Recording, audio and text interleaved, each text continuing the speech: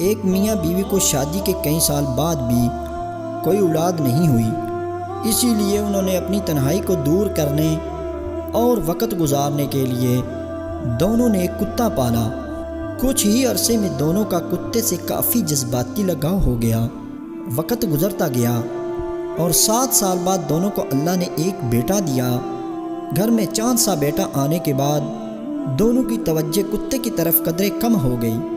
ایک دن اپنے بیٹے کو گھر میں سوتا ہوا چھوڑ کے دونوں حویلی کے باغ میں ٹہلنے کے لیے گئے اور باتوں باتوں میں وقت کا احساس ہی نہیں ہوا۔ جب گھر کی طرف لوٹے تو کتا گھر کی دہلیز پر کھڑا تھا اور منہ اور چہرہ خون آلودہ تھا۔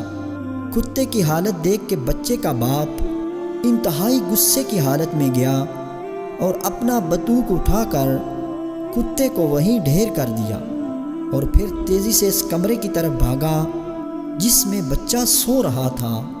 وہاں دیکھا تو ایک بہت بڑا سانپ سر کٹا ہوا پڑا تھا جو اسی کتے نے بچے کی حفاظت کرتے ہوئے مارا تھا۔